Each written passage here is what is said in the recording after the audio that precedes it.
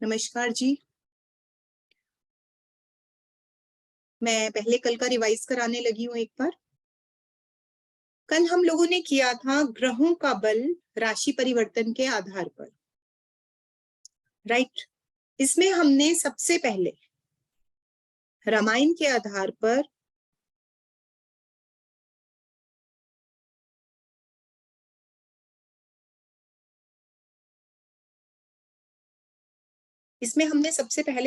आधार पर पहला सूत्र लगाया था, पहला ग्रह पहली राशि, राइट।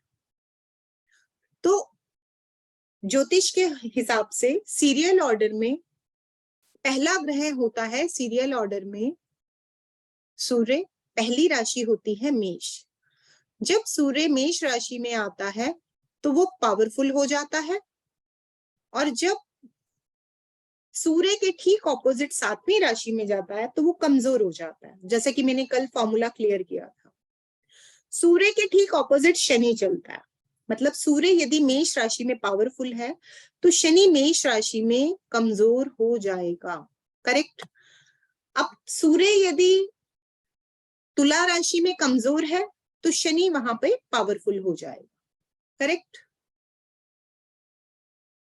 नेक्स्ट था हमारा सेकंड रूल, दूसरा ग्रह दूसरी राशि, दूसरा ग्रह चंद्रमा दूसरी वृषभ राशि में पावरफुल होता है, ठीक सामने सातवीं वृश्चिक राशि में कमजोर होता है। जैसे सूर्य के ऑपोजिट शनि होता है, चंद्र के ऑपोजिट कोई ग्रह नहीं रहता।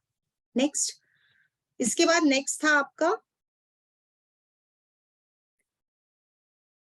राहु प्लस तीसरी राशि। राहु तीसरी मिथुन राशि में पावरफुल होते हैं, ठीक सामने सातवीं धनु राशि में कमजोर होते हैं। केतु इसके विपरीत व्यवहार करते हैं। इसके नेक्स्ट था आपका गुरु प्लस चौथी राशि। गुरु चौथी कर्क राशि में पावरफुल होते हैं, ठीक सामने सातवीं मकर राशि में कमजोर होते हैं, और शनि इसके विपरीत व्यवहार करते हैं। इसके बाद नेक्स्ट रूल था आपका बुध प्लस छठी राशि। बुध छठी कन्या राशि में पावरफुल होते हैं, ठीक सामने सातवीं मीन राशि में कमजोर होते हैं, और शुक्र इसके विपरीत व्यवहार करते हैं, करेक्ट। ये थे आपके कल के फॉर्मूलाज। अब हम इसके बाद आगे नेक्स्ट कंटिन्यू करेंगे ग्रहों का बल चाल के आधार पर। कल हमने किया था ग्रहों का बल राशि परिवर्तन के आधार पर, आज हम करेंगे ग्रहों का बल चाल के आधार पर।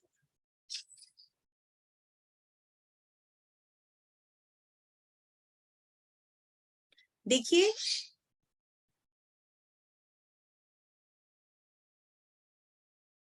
ग्रह राशि परिवर्तन करते हैं, राइट। ये तो हमें पता चल गया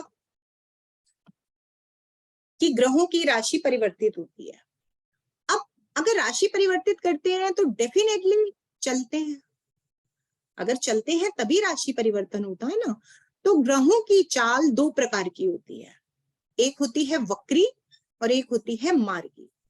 वक्री का मतलब होता है उल्टा, यानी कि सीरियल ऑर्डर में उल्टा चलना। जब ग्रह 12वीं से 11वीं राशि, 11वीं से 10वीं राशि, 10वीं से 9वीं राशि, 9वीं से 8वीं, 8वीं से 7वीं, यानी सीरियल ऑर्डर में उल्टा चलते हैं, तो इसको बोला जाता है ग्रहों की वक्री चाल। और जब ग्रह सीरियल ऑर्डर में सीधा चलते हैं, माने मेष से वृषभ राशि, वृषभ से मिथुन राशि, मिथुन से कर्क राशि, माने सीरियल ऑर्डर में सीधा चलते हैं, तो इसको बोलते हैं ग्रहों की मार्गी चाल, करेक्ट।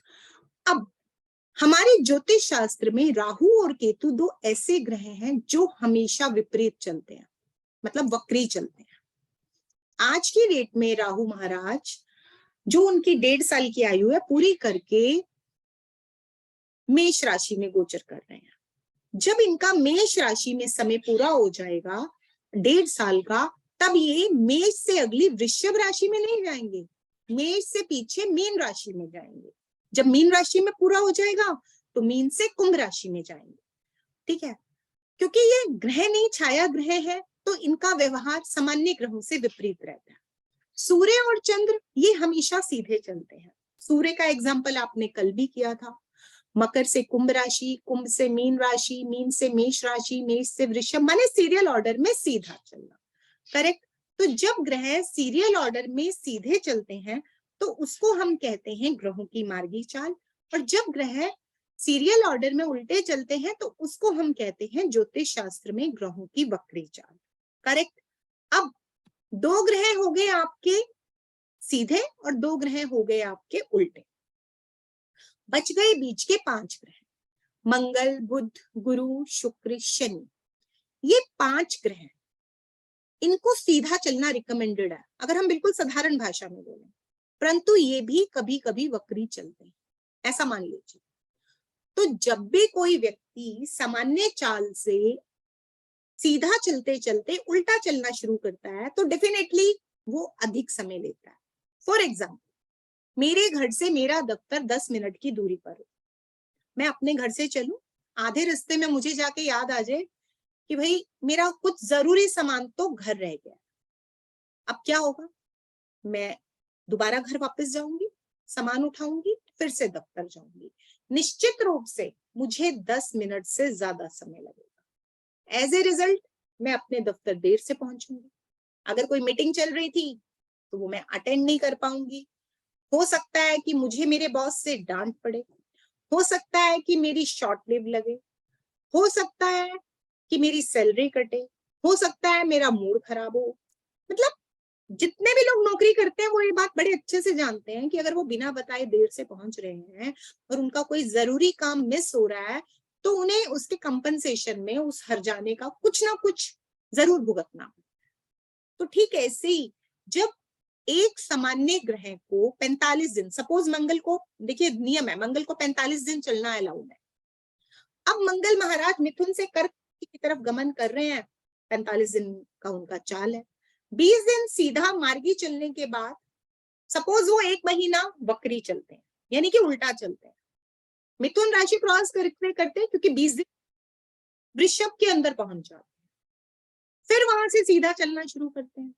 तो डेफिनेटली जो उनकी समय सीमा 45 दिन है वो उससे अधिक समय लेंगे, तो डेफिनेटली वह सामान्य परिणाम नहीं दे पाएंगे। अब अच्छा देंगे या बुरा देंगे इसके अलग नियम रहते हैं एडवांस में जाकर।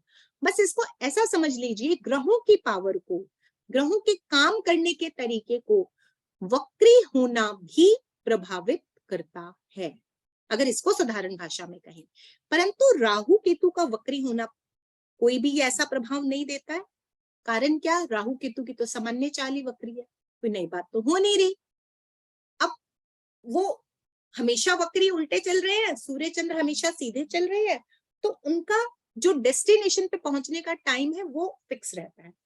तो सबको पता है ये सामान्य व्यवहार है। लेकिन राहु केतु को छोड़कर ये 5 ग्रह मंगल, बुध, गुरु, शुक्र, शनि यदि हमारी कुंडली में जन्म के समय वक्री रहते हैं, यानी जन्मांक चार्ट में वक्री रहते हैं, तो इसके जो भी इन ग्रहों से जुड़े रिस्पॉन्सिबिलिटीज हैं या जो भी इन ग्रहों से जुड़े हमें रिजल्ट्स मिलने हैं वह सामान्य से अलग स्थिति के मिलते हैं।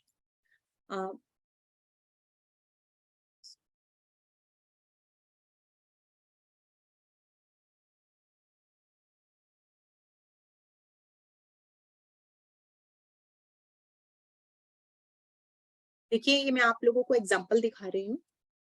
ये अगर हम किसी का चार्ट ओपन करते हैं तो कुछ इस तरीके से, वहां पे अगर हम प्लैनेटरी पोजीशन देखना चाहते हैं तो कुछ वो इस प्रकार की दिखाई देती है। करेक्ट। ये PLA माने प्लैनेट्स है, यानी कि ग्रहों के नाम। लगन, सन, मून, मार्स, मर्क्यूरी, मर्क्यूरी के आगे देखिए लिखा है RC, जुपिटर R, वीनस के आगे कुछ नहीं लिखा, सैटर्न इसके आगे R लिखा है, राहु केतु के आगे भी R लिखा है। ये R जितने भी ग्रहों के सामने लिखा है, एक बार आप इसे अपने पास नोट डाउन कर सकते हैं या फिर मेमोराइज कर सकते हैं। मरकरी यानी बुध, गुरु, जुपिटर यानी गुरु, सैटर्न यानी शनि और राहु केतु, ये पांचों ग्रह के आगे R वर्ड लिखा है और साथ में मरकरी यानी बुध के आगे C भी लिखा है। अब इसका मतलब क्या होता है, हम इसको समझने की कोशिश करते हैं। देखिए, R का मतलब होता है रिवर्स सामान्य भाषा में, यानी कि उल्टा। ज्योतिषीय भाषा में इसको कहते हैं रेट्रोग्रेड या फिर वक्री। तो तो जितने भी ग्रहों के सामने आर लिखा था वो जिस भी व्यक्ति का चार्ट था उसके जन्म के समय उसके ग्रह वक्री थे, राइट। यानी कि वो सामान्य परिणाम नहीं देंगे। अब कौन कौन से ग्रह वक्री थे हम एक बार दोबारा देखते हैं।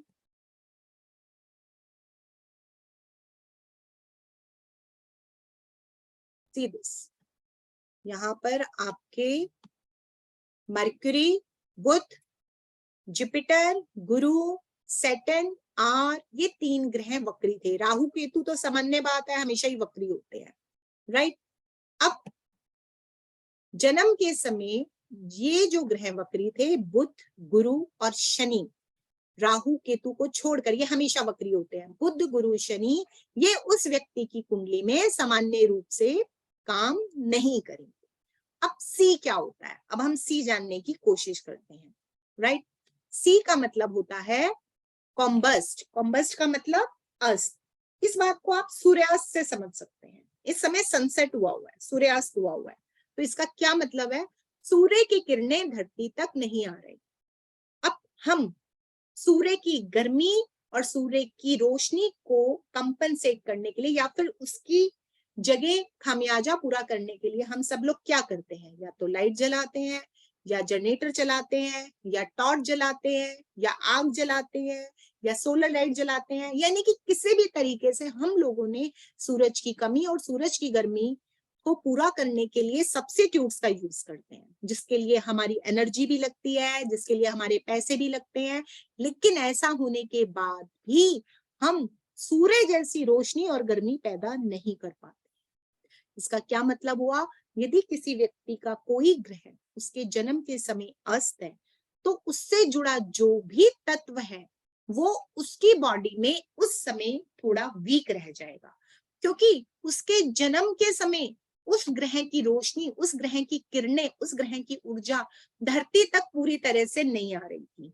सपोज ये जो अभी हमने चार्ट देखा था, इसके अंदर अगर आपको याद हो तो बुध ग्रह वक्री भी था और अस्त भी था। तो बुध से जुड़े परिणाम लेना काफी कठिनाई भरा होगा, क्योंकि बुध वक्री भी है साथ में अस्त भी है। यानी बुध से जुड़ा पृथ्वी तत्व उस व्यक्ति के चार्ट में पूर्ण रूप से नियोजित या व्यवस्थित नहीं होगा, राइट। तो इसे कहते हैं ग्रहों की वक्री चाल, जो ग्रहों के सामान्य व्यवहार को प्रभावित करती है, राइट।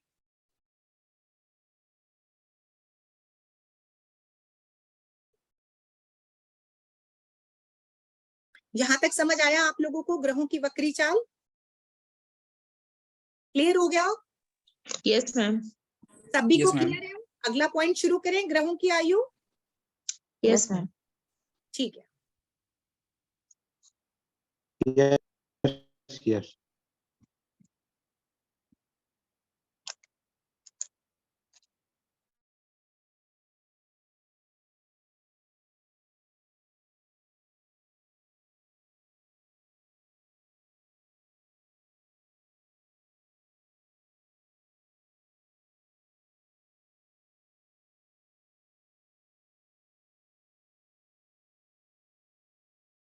देखिए जब भी हम किसी व्यक्ति का चार्ट निकालते हैं तो वो कुछ हमें इस प्रकार का दिखाई देता है। ये ऊपर जन्मांक चक्र है, लगन चक्र है, नीचे न्यूमेरिक्स में कुछ इस प्रकार से न्यूमेरिक्स यानी कि अंकों में कुछ शब्द लिखे रहते हैं। ल माने लगन 12 डिग्री, सु माने सूर्य 18 डिग्री, च माने चंद्र 28 डिग्री, म माने मंगल 29 डिग्री, बु माने बुध 13 डिग्री, भू माने गुरु 24 डिग्री, शु माने शुक्र 9 डिग्री, श माने शनि 1 डिग्री, र माने राहु 29 डिग्री, क माने केतु 29 डिग्री। ये 0 से 30 डिग्री क्या है, ये 0 से 30 डिग्री ग्रहों की आयु है। सॉरी, ये जो नीचे न्यूमेरिक्स है ये ग्रहों की आयु है। जैसे आपकी हमारी एज है वैसे ही ग्रहों की भी एज होती है, और ग्रहों की एज 0 से 30 डिग्री के मध्य में होती है, करेक्ट। ये 5 हिस्सों में विभाजित होती है सामान्य रूप से। अगर हम देखें 0 से 6 डिग्री बाल्यावस्था, 6 से 12 डिग्री किशोरावस्था, 12 से 18 डिग्री युवावस्था, 18 से 24 डिग्री रूढ़ावस्था और 24 से 30 डिग्री वृद्धावस्था। देखिए हम सब भी जानते हैं, हम लोगों के साथ में भी अगर हम एग्जामिन करें तो हमारे अंदर सबसे ज्यादा पावर या सबसे ज्यादा काम करने की एनर्जी कौन सी एज में होती है? 12 से 18 डिग्री यंग एज, राइट। इसके अगले 2 डिग्री और इसके पिछले 2 डिग्री भी लगभग वैसे ही एक्टिव होते हैं। जब लेटर टीनेज आती है हमारे बच्चों की, या हम अगर अपनी एज्यूम करें, टीनेज खत्म होने वाली थी जब हम 16, 17, 18 साल के थे, तो हम लोगों को भी लाइफ के कंपटीशन की समझ आने लगती है, लाइफ प्रेशर समझ आने लगता है, सोशल रिस्पेक्ट समझ आने लगती है, लाइफ पार्टनर समझ आने लगता है, जीवन के प्रति यानी हम लोग जागरूक होना शुरू कर देते हैं। अब युवा अवस्था में तो हमें जागरूक रहना ही होता है, सबसे ज्यादा जिम्मेवारियां पूरा करने का समय होता है, शादी होती है, करियर होता है, घर होता है, गृहस्थी है, 100 तरह की जिम्मेवारियां है, रेपुटेशन है। अब उसके बाद आती है प्रौढ़ावस्था, तो एकदम से कभी कोई बूढ़ा नहीं होता है। शुरू की प्रौढ़ावस्था यानी कि स्टार्टिंग की एज में हम अपनी हैबिट्स के हिसाब से, अपनी लाइफस्टाइल को मेंटेन करके या खुद को समझते हुए हम यंग टाइम जैसे अपने को मेंटेन रख सकते हैं। तो अगर सामान्य शब्दों में मैं कह दूं तो 10 से 20 डिग्री का ग्रहण यानी कि 12 से 2 डिग्री आगे और 18 के 2 डिग्री पीछे, ये अपने पूर्ण परिणाम देने में सक्षम होता है, क्योंकि इस समय ग्रहों की एनर्जी फुल होती है। ये बिल्कुल लेमैन लैंग्वेज है। कुछ लोग कहेंगे कि इसमें ऑड इवन फॉर्मूला लगता है, बिल्कुल लगता है, मैं आपसे सहमत हूँ, जो लोग ऑलरेडी ज्योतिष जानते हैं, परंतु वो हम एडवांस में सिखाते हैं। अब जो लोग लेमैन लैंग्वेज में सीख रहे हैं उनके लिए यही काफी है। कुछ लोग ये भी कहेंगे कि एक पर्टिकुलर अंश पे जाके एक ग्रह परम उच्च का हो जाता है, एक मूल त्रिकोण का हो जाता है। ये सारी अवस्थाएं ग्रहों की बिल्कुल सही हैं, परंतु एक लेमैन के लिए सामान्य रूप में इसको ऐसा ही समझा जाना चाहिए कि ग्रहों की आयु 0 से 30 डिग्री के मध्य होती है, जिसमें कि 0 से 6 चाइल्ड एज होती है, 6 से 12 टीन एज होती है, 12 से 18 यंग एज होती है, 18 से 24 मैच्योर एज होती है और 24 से 30 ओल्ड एज होती है। सबसे ज्यादा एक्टिव एज यंग एज होती है, उसके साथ आगे पीछे वाला समय होता है, राइट। और सबसे ज्यादा फल देने के लिए वो सक्षम होता है। अब आपकी कुंडली में जैसा भी उसका प्लेस है, वो अच्छा देगा बुरा देगा वो एक अलग बात है, लेकिन वो अपना काम जरूर करेगा, राइट। मैं आप लोगों को एक बार अगेन अनम्यूट कर रही हूँ और मैं आप लोगों से चार्ट शेयर कर रही हूँ। आप लोग बारी बारी से बताएंगे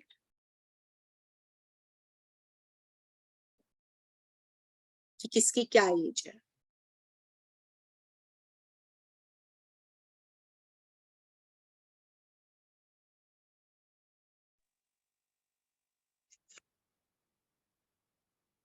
राइट, हाँ जी बताइए, इसमें चंद्र की कितनी एज है? कितनी एज दिखाई दे रही है चंद्र की? ओल्ड एज 28 डिग्री, तो 24 से 30 डिग्री के मध्य आने के कारण ओल्ड एज, करेक्ट। शनि की कितनी आयु दिख रही है? बाल्यावस्था में 1 डिग्री, बिल्कुल सही, 0 से 6 के हिसाब से बाल्यावस्था। शुक्र की कितनी आयु दिख रही है? टीन एज है 6 से 9 डिग्री, बिल्कुल 6 से 12 के बीच में टीन एज है, करेक्ट। तो इस तरह से ग्रहों की एज को सिलेक्ट किया जाता है, ग्रहों की आयु के आधार पर ग्रहों का बल निश्चित होता है। क्या ये सॉरी मैम, टॉपिक इंटरप्ट कर रहा हूँ आपको। एक मैम, ये यूरेनस और नेपच्यून क्या चीज है? मतलब इसमें जो लिखे रहते हैं। यूरेनस, नेपच्यून, प्लूटो भी एक तरह के उपग्रह माने जाते हैं। प्लीज माइक्रोफोन बंद कीजिए।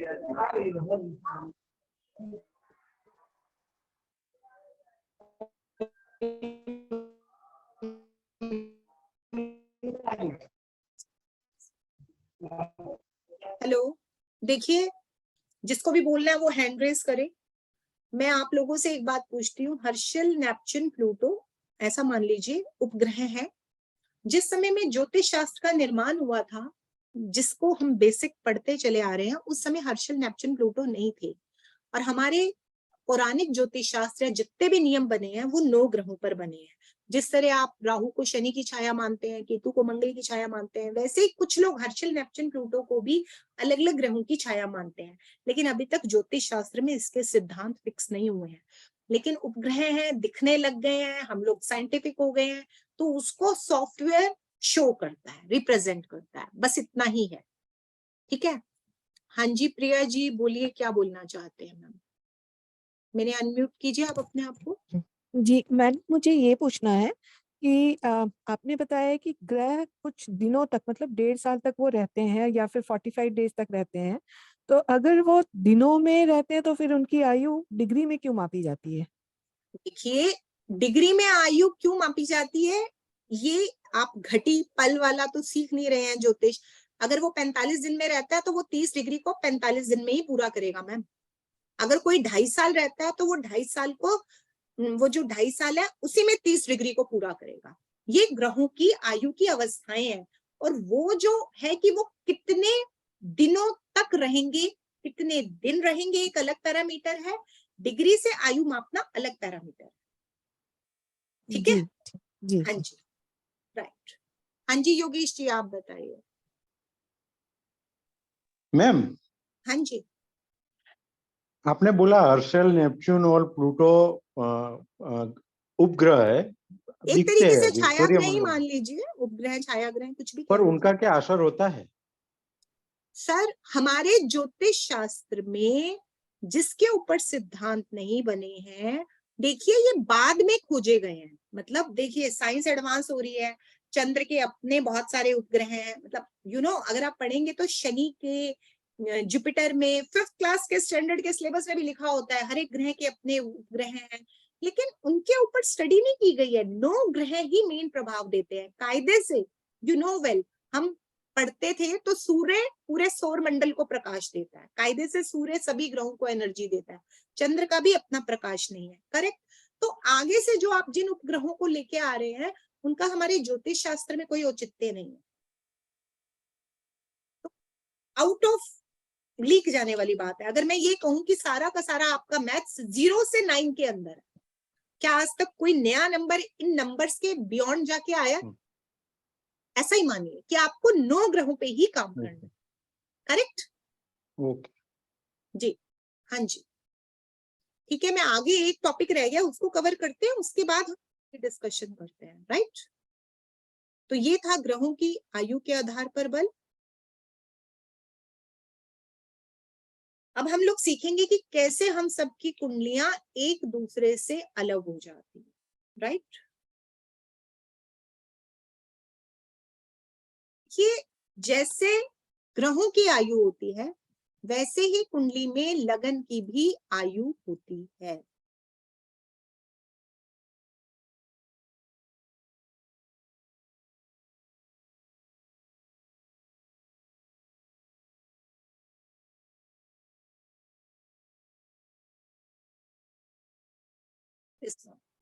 ठीक है। जैसे ग्रहों की आयु है, वैसे ही लगन की भी आयु है। लगन माने कुंडली का फर्स्ट घर, ठीक है। ये कुंडली का पहला घर होता है।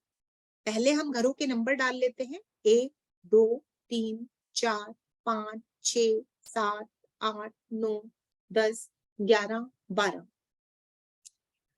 ठीक है। ये कुंडली के 12 घर। अब यहीं पर हम लोग इसको देखते हैं राशियों के नाम। अब ये जो कुंडली का लगन है, ये खुद आयु नहीं जीता है। आयु इसकी भी 0 से 30 डिग्री होती है। इस आयु को कौन जीता है? वहां रहने वाली राशि। क्योंकि इन घरों में कौन रहता है? राशियां और ग्रह। अब ग्रहों की आयु होती है, हमने सीख लिया। अब लगन के अंदर जो भी राशि रहती है, वो इस 0 से 30 डिग्री की आयु को अप्रोक्सीमेट 2 घंटे में जी लेती है। या दूसरे शब्दों में कहें, हर 2 घंटे में लगन में बैठी राशि रिटायर हो जाती है, ऐसा मान लीजिए। ऐसा नहीं होता है आयु पूरी होगी तो मर गया, जैसे व्यक्ति मरता है। ग्रह मरते नहीं है, ना ही राशियां मरती हैं। इनका तो सर्कल है, इन्होंने चलना है, एक से दूसरी जगह जाना है। अब मेष राशि की आयु पूरी हो गई एज पर रूल 2 घंटे में, यानी उसने 30 डिग्री की आयु जी ली, तो मेष राशि यहां से रिटायरमेंट ले ली। अब जब भी कोई रिटायर होता है तो उसको अपनी जगह छोड़नी पड़ती है, तो मेष राशि यहां से जगह छोड़ देगी। अब ये जगह हो गई खाली, जब खाली हो गई तो इसकी जगह कौन लेगा? इसकी जगह लेगी वृषभ राशि।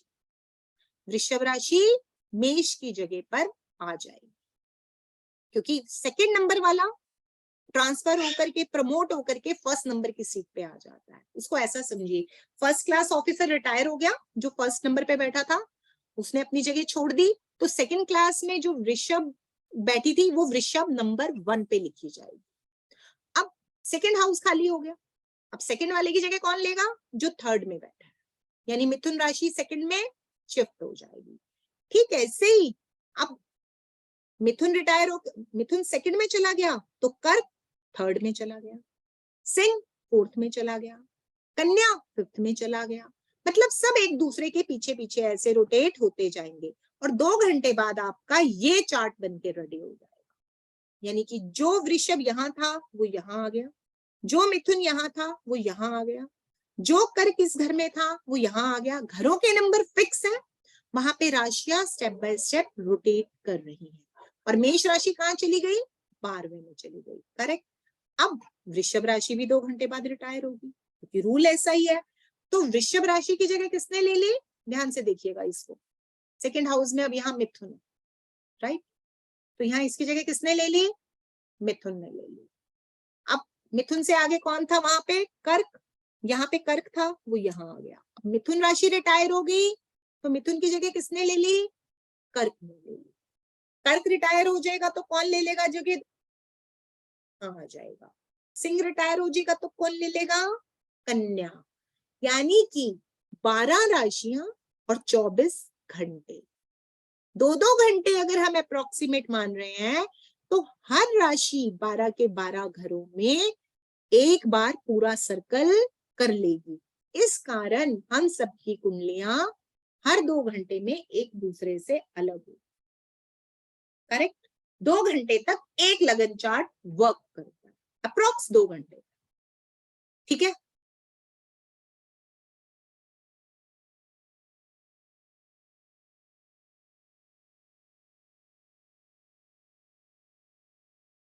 क्लियर हुआ ये वाला टॉपिक आप लोगों को?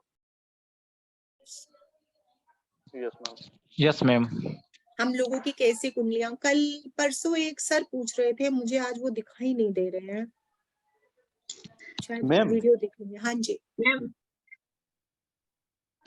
मैं एक ऐसा समझ क्वेश्चन, सकते हैं हम एक कि मिनट प्लीज, सब लोग एक साथ घर नहीं है वो बोलेंगे। एंटी क्लॉकवाइज योगेश रहते जी, हैं, योगेश राशियां जी, क्लॉकवाइज होती है 2 घंटे पे लगन। मैम मैं एक मिनट प्लीज प्लीज, सब लोग हाँ ऐसे जी। नहीं। मैं जिसको अनम्यूट करूंगी सिर्फ वो बोलेगा।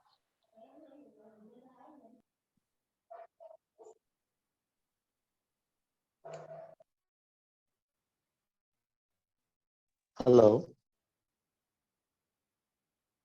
हाँ जी, सिर्फ हैंड रेस कीजिए। अभी योगेश जी मैं आपको अनम्यूट कर रही हूँ, बोलिए। योगेश जी अनम्यूट कीजिए खुद को, बोलिए। हाँ मैम, ऐसा समझ सकते हैं कि घर के नंबर एंटी क्लॉकवाइज घूमते हैं और राशियां लगन से क्लॉकवाइज घूम सकती है, ऐसा समझ सकते हैं ना? घर के नंबर सर, घर के नंबर नहीं घूमते हैं, हाउस नंबर लिसन टू 1 मी। 2 3। घर के नंबर नहीं घूमते हैं, घर के नंबर हमेशा फिक्स रहते हाँ, हैं। वो एंटी क्लॉकवाइज होते हैं, ऐसा समझते हैं। एक नंबर से एंटी क्लॉकवाइज दूसरा नंबर होते हैं और राशियां लगन में घूमती है, वो क्लॉकवाइज घूमती है, ऐसा समझ सकते हैं ना? हाँ हाँ हाँ, ओके ओके, थैंक यू। ठीक। हाँ जी पूनम जी बोलिए, मैं आपको अनम्यूट कर रही हूँ, बोलिए पूनम जी। यस मैम, मैम मुझे ये मालूम करना था कि सेम टाइम होने पर भी, क्या प्लेस चेंज होने पर भी क्या राशियां बदल जाती हैं? प्लेस चेंज होने से मैम लैटिट्यूड लॉन्गिट्यूड बदलता है। सूर्य उदय का समय एक पर्टिकुलर लॉन्गिट्यूड लैटिट्यूड में अलग हो जाता है, और लगन जो होता है ना वो सूर्य उदय के अकॉर्डिंग डिसाइड होता है। सपोज जो पर्सन यहाँ पे 5:40 पर तुला लग्न में पैदा हो रहा है, उसकी डिग्रीज होती है ना 0 से 30 डिग्री। तो अगर वो व्यक्ति कहीं कन्याकुमारी में पैदा हो रहा है तो वहां का सूर्य उदय डिफरेंट होगा, चेंज हो सकता है। यस मैम, तो चेंज हो सकते हैं ना, मतलब बिल्कुल सूर्य उदय के अकॉर्डिंग हम्म। मैडम मैंने बोला ना, लॉन्गिट्यूड लैटिट्यूड चेंज हो जाएगा, सनराइज का टाइम चेंज हो जाएगा, तो उसके अकॉर्डिंग चेंज हो सकता है। हाँ, अगर वो प्लेस का लॉन्गिट्यूड लैटिट्यूड ज्यादा दूर का नहीं है, 5-10 मिनट का फर्क आ रहा है और लगन की डिग्री में ज्यादा डिफरेंस नहीं है, तो नहीं चेंज होगा, डिग्रीज में चेंज आएगा। क्योंकि मैं क्या एक जन्म पत्री बना रही थी, तो एक था दिल्ली का जन्म था, उसने बताया तब तो अलग आ रहा था उसका। अब गांव की किसी ने बनाई है, उसकी पंडित जी ने जो गांव से बनाई है, वहां अलग आ रहा है, तो सर उसमें देखिए फर्क है। मैम, हाँ। देखिए सॉफ्टवेयर से जो हम आजकल चेक करते हैं, उसका जो लोग जंतरी से बनाते हैं उसमें फर्क आता है। अच्छा। सॉफ्टवेयर ने अपनी एक सेट कैलकुलेशन ले रखी है, जंतरी वाला बाय हैंड कैलकुलेशन कर रहा है, तो दैट इज थोड़ा डिफरेंस हो सकता है। हाँ, बाकी लॉन्गिट्यूड लैटिट्यूड डिफरेंट होने से, बाकी कई बार आप नोट करोगे एक ही जगह की कुंडली लोग 2 तरीके से बना देते हैं, कभी कभी 2 सॉफ्टवेयर भी अलग बना देते हैं, ओके। क्योंकि वो लॉन्गिट्यूड लैटिट्यूड उठाने का तरीका है ना, उसके अकॉर्डिंग थोड़ा सा चेंज हो सकता है। तो मैम फिर फलित में भी चेंज आ जाएगा वो तो? मैम ऐसा देखिए, जिन लोगों को पता चल जाता है ना ज्योतिष करने के नियम, उनके लिए फलित आज के टाइम में तो मैम ऐसी टेक्निक आ गई है कि आप पूरे दिन में किसी भी समय पर पैदा हो रहे हैं, तब भी आपकी प्रेडिक्शन सही की जा सकती है। अब तो बहुत लेजर टेक्निक्स आ गई है मैम, क्योंकि कारण है पहले सिर्फ एक ही तरीके से काम होता था, अब तरीके ही इतने बदल गए हैं कि यूनिवर्सल कुछ लॉ चेंज हुए हैं। समय, मैंने बोला ना, देश काल परिस्थिति के हिसाब से सब कुछ बदलता है। पहले हम लोग मैनुअल प्लस माइनस सब कुछ करते थे, फिर जमाना आया कैलकुलेटर कैरी करने का, फिर जमाना आया मोबाइल में कैलकुलेटर उठाने का, होता है ना मैम। तो यूनिवर्सल ही बहुत सारी चीजें हो गई है, तो इस वजह से आजकल तो लेजर टेक्निक्स बहुत आ गई है। क्योंकि मैम मेरी बेटी की कुंडली में मेरे नाना जी भी, क्योंकि पंडित जी थे वो बनाते थे, तो उन्होंने उसकी वृष लगन है, तो उसमें उनका मंगल लगन में आ रहा है, लेकिन सॉफ्टवेयर से जो हमने बनाई उसमें वो 12वें भाव में आ रहा है।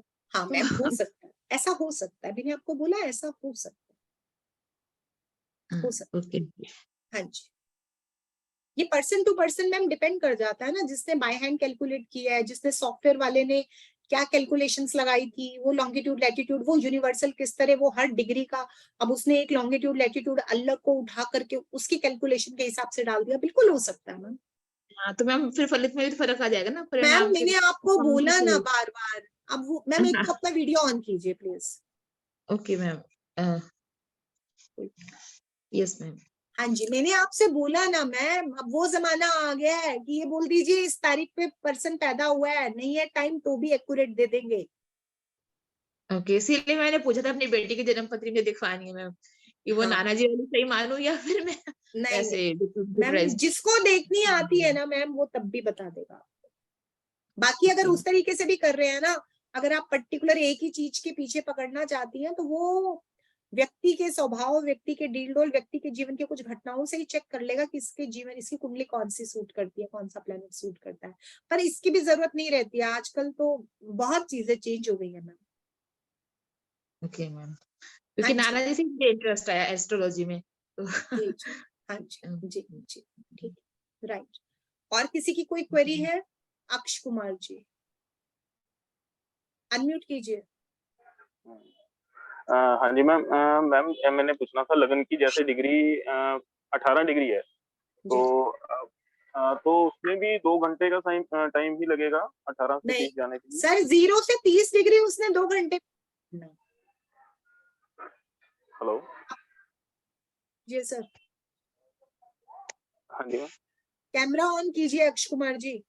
हाँ जी, 1 मिनट जी मैम। सर 0 से 30 डिग्री पूरा कर घंटा लगता है, 18 डिग्री में तो वो टाइम पूरा 1 घंटा कर चुका है। तो मैम दूसरी जब राशि उसमें जाएगी लगन में, तो उसमें कितना टाइम लगेगा? सर 12 डिग्री और पूरे करने हैं उसको, जितना अगली आ जाएगी उसको भी 2 घंटे ही लगेंगे। सबको अप्रोक्सीमेट 2 घंटे रहना है लगन में। मैं समझा नहीं आपकी बात मैम। सर किसी की आयु फिक्स है, एक राशि की आयु 0 से 30 डिग्री फिक्स है, उसने 2 सुबह 5:30 बजे अगर किसी का तुला लग्न है जी, मतलब उसी समय 0 डिग्री आएगा, यानी तुला राशि 0 से 30 डिग्री पूरा आ जाएगी। आई समझ? आवाज कट गई मैम, कुछ नहीं समझ आया। सर आपके यहाँ नेटवर्क इशू होगा, ध्यान से सुनिए। तुला लगन है किसी का, कोई तुला में पैदा हुआ है, उसने 2 घंटे के लिए उसका 5:30 से 7:30 तक एक लगन रहता है, तो 0 से जी। 30 डिग्री वो इतने में पूरा करेगा। जी तो फिर वो वहां से रिटायर हो गया, खत्म हो गया उसका लाइफ स्पैन। वृश्चिक आ जी। गया, वृश्चिक 0 से 30 डिग्री अप्रोक्सीमेट 2 घंटे रहेगा। अब आप कह रहे हो 18 डिग्री, तो 1 घंटा तो पूरा कर चुका है। तो फिर और जो बचता हुआ जो भी 40-50 मिनट है वो चला जाएगा, फिर अगला 0 से शुरू हो जाएगा। ओके ठीक है, ठीक है। 2 और घंटे में मैम अप्रोक्सीमेट 0 से 30 डिग्री मतलब दिन में कैसे पता चलेगा, मतलब अभी जैसे 7:15 हुए हैं तो मतलब वो कैसे पता आपको चलता क्यों है पता मतलब? करना है सर? सॉफ्टवेयर है, सॉफ्टवेयर की हेल्प लीजिए। कायदे से रूल ये सुनिए सुनिए, उसके लिए ना जंत्री या बहुत सारी चीजें आना जरूरी है। Okay okay. पंचांग के हिसाब से एक बात ध्यान रखिएगा, 0 से जो आपका मकर संक्रांति के हिसाब से सूर्य जिस राशि में होता है, ऑटोमेटिकली सुबह जिस समय सूर्य उदय होता है सबसे पहला वही लगन आता है। ठीक है। आजकल जैसे मकर राशि का समय चल रहा है, मकर संक्रांति का, जी सनराइज के टाइम पे जो भी बच्चा पैदा होगा वो मकर लगन में पैदा होगा। ठीक है। अब जब अगला महीना स्टार्ट होगा 13-14 फरवरी से, जी तो मैम। सनराइज के टाइम में हर बच्चा मकर से नेक्स्ट आती है कुंभ लगन में पैदा होगा। जी वो ठीक ऑटोमेटिक है। चेंज होती रहेंगे घड़ी पल के हिसाब से, सॉफ्टवेयर बता देता है। ठीक है ma'am, thank you.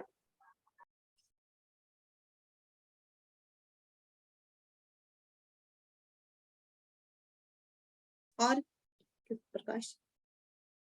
Prakash ji बोलिए, अनम्यूट कर रहे हैं आपको। जी प्रणाम करता हूँ मैडम। जी प्रणाम।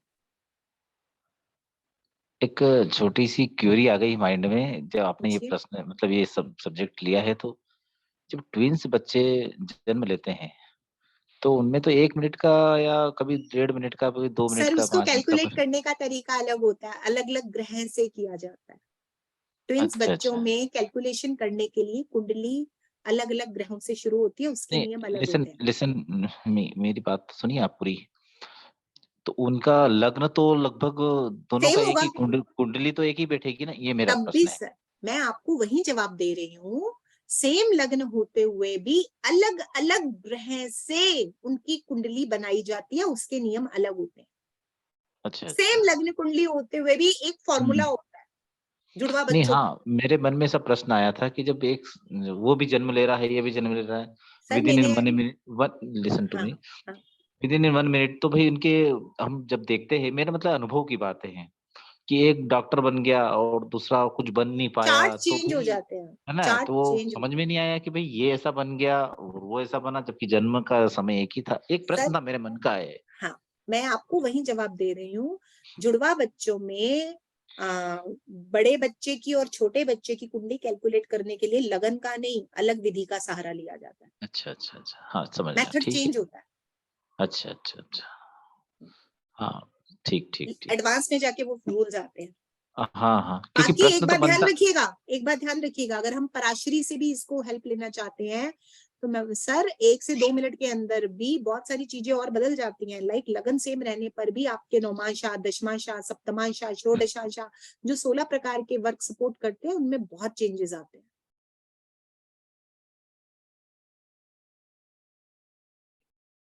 ठीक है सर। हाँ हेलो, हाँ वीडियो जी, भी, आपकी वीडियो भी रुक गया और आपकी आवाज भी रुक गई है। हेलो, आपके यहाँ सर नेटवर्क का इशू होगा, मेरे यहाँ तो चल रहा है, नेटवर्क इशू होगा। रुक रुक के आ नेटवर्क, रहा है।